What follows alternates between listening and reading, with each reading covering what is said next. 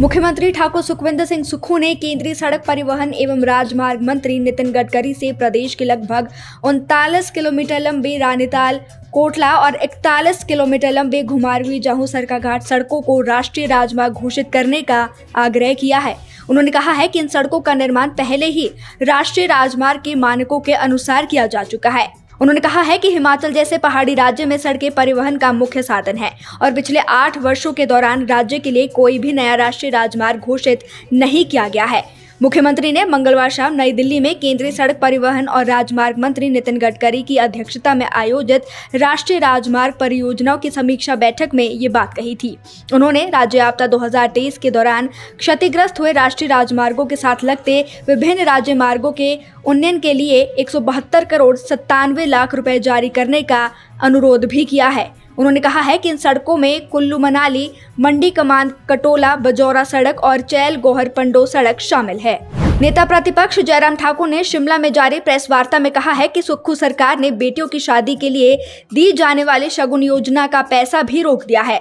Budget होने के बाद भी सरकार द्वारा बेटियों की शादी पर पैसा नहीं दिया गया है, जिसे बजट लैप्स हो चुका है, जबकि हर जिले में सैकड़ों की संख्या में आवेदन लंबित पड़े हैं। लोग भटक रहे हैं। जो धनराशि शादी के समय मिलनी चाहिए थी वो साल भर से अटकी पड़ी है। ये बातें अखबारों में छप रही है और सरकार के संज्ञाओं में भी है। शगुन जैसी योजना होने के बाद भी बेटियों की शादी में सरकार की तरफ से कोई सहयोग नहीं मिल रहा है। लंबित पड़े हजारों आवेदनों में इस वित्तीय वर्ष के साथ पिछले वित्तीय वर्ष आवेदन भी शामिल है। प्रदेश की बेटियों के विवाह के समय दी जाने वाली धनराशि को क्यों रोका जा रहा है? सरकार को इसका जवाब भी देना चाहिए। जयराम ठाकुर ने कहा है कि एक तरफ कांग्रेस ने चुनाव के दौरान महिलाओं को सुख सम्मान निधि देने के नाम पर ठगा, तो दूसरी ही तरफ शगुन जैसी महत्वाकांक्षी योजना को बंद करने का काम भी किया है।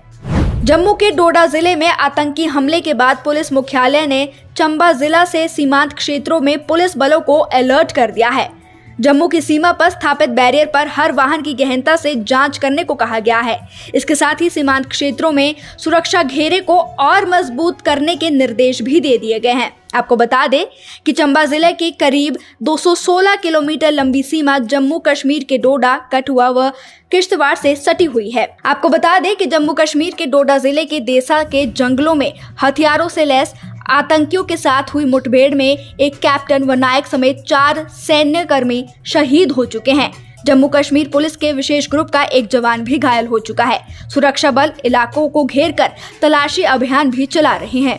भाजपा प्रदेशाध्यक्ष डॉक्टर राजीव बिंदल ने कहा है कि पार्टी के साथ धोखा करने वालों और उन्हें पार्टी से निष्कासित करने के बारे में चिंतन किया जाएगा। उन्होंने ये बात भाजपा जिला ऊना कार्यालय में पत्रकार वार्ता में कही है। इस दौरान राजीव बिंदल ने कांग्रेस सरकार पर जमकर जुबानी हमला भी बोला है। कहा है कि यदि कांग्रेस सरकार ताकतवर हुई है तो जनता की सेवा करके दिखाए, ना कि जनता के हक को छीनकर। कांग्रेस पार्टी की सरकार ने 18 महीने में प्रदेश को 10 वर्ष पीछे ले जाने का काम किया है। हिमाचल में विकास का एक भी कार्य कांग्रेस नहीं कर पाई है।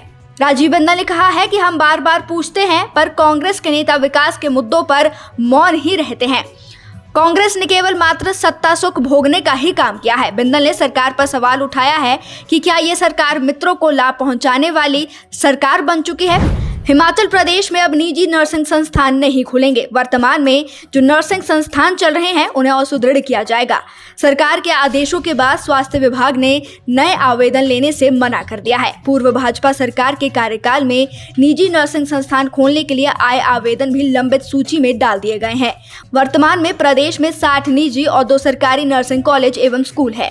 निजी संस्थानों में नर्सिंग का कोर्स करने के लिए 4 लाख रुपए से ज्यादा खर्च आता है। इसमें हॉस्टल, वर्दी व अन्य खर्चे शामिल है।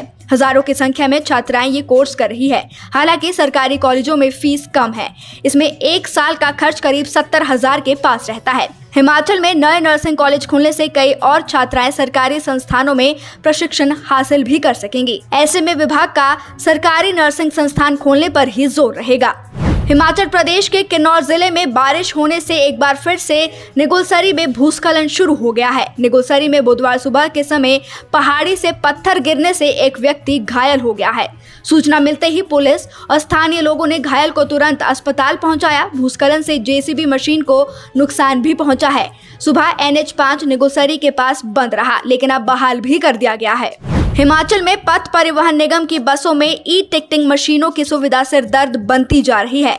बीते 3 दिनों से यात्रियों को कार्ड के अलावा ऑनलाइन भुगतान की सुविधा नहीं मिल पा रही है। इससे मजबूरी में यात्रियों को नकदी देकर ही यात्रा करनी पड़ रही है।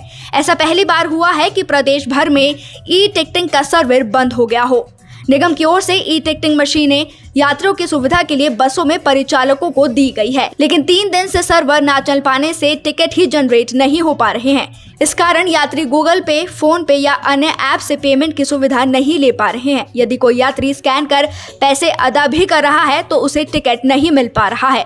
स्कैन के भुगतान करने के बाद यात्रियों के पास पैसे तो कट जाते हैं, लेकिन मशीन में भुगतान अपडेट नहीं हो पा रहा है। ऐसे में टिकट जनरेट नहीं हो पा रहे हैं। इससे परिचालक भी परेशान हो चुके हैं। निगम ने परिचालकों को कार्ड के अलावा ऑनलाइन भुगतान लेने से आगामी दिनों तक मना कर दिया है, ताकि लड़ाई झगड़े जैसी स्थिति न बने। प्रदेश के सरकारी स्कूलों में पढ़ाने का तरीका बदलने वाला है। शिक्षा विभाग तकनीक के माध्यम से विद्यार्थियों को पढ़ाएंगे।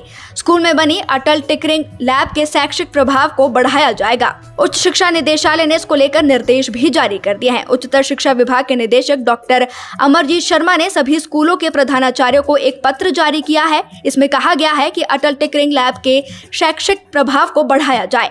लैब के अधिक उपयोग को बढ़ावा देने के निर्देश भी दिए गए हैं। इसके तहत कार्यशालाएं और प्रशिक्षण सत्र शुरू किए जाएंगे। सामुदायिक जागरूकता अभियान भी चलाया जाएगा। रिकॉर्ड और बुकिंग सिस्टम बदल दिया जाएगा। निदेशक ने बताया है कि रोबोटिक्स, 3D प्रिंटिंग, कोडिंग और इलेक्ट्रॉनिक्स जैसे अत्याधुनिक विषयों पर निर्धारित कार्यशालाएं आयोजित की जाएंगे। हिमाचल प्रदेश में इस बार मानसून की पहली बारिश से फसलों को करोड़ों का नुकसान हो चुका है। कृषि विभाग की ओर से सभी जिलों में जुटाए गए आंकड़ों व साक्ष्यों की रिपोर्ट सामने आ चुकी है। भारी बारिश और बाढ़ आने के कारण 1,32,00,000 रुपए से अधिक का नुकसान हो चुका है। इसमें 1,08,00,000 रुपए का नुकसान 2 जिलों मंडी और चंबा में हुआ है। मंडी में करीब 58 लाख रुपए और चंबा में 50 लाख रुपए के नुकसान का आकलन किया गया है। प्रदेश में 2034 हेक्टेयर में फसलों को नुकसान हुआ है। इसमें से 92 हेक्टेयर में फसल बह गई है, मलबा भर गया है। प्रदेश में भारी बारिश और बाढ़ आने के कारण सबसे अधिक नुकसान टमाटर व सब्जी की फसल को हुआ है। प्रदेश में 1152 हेक्टेयर में सब्जी को नुकसान पहुंच गया है। मंडी जिले की बलघाटी में लाखों रुपए के टमाटर की फसल भी नष्ट हो चुकी है। हिमाचल प्रदेश में आज से मॉनसून एक्टिव हो सकता है। इससे अगले कल और परसों 2 दिन तक ज्यादातर भागों में बारिश का पूर्वानुमान लगाया गया है। प्रदेश में बीते एक सप्ताह के दौरान कुछ जगह पर हल्की बारिश हुई है। 9 से 16 जुलाई तक नॉर्मल से 87% कम बादल बरसे हैं। इस अवधि में 59.7 मिलीमीटर नॉर्मल बारिश होती है, लेकिन इस बार 8 मिलीमीटर बरसात हुई है। शिमला, बिलासपुर, हमीरपुर, ऊना और लाहौल स्पीति जिले में सबसे कम बारिश हुई है।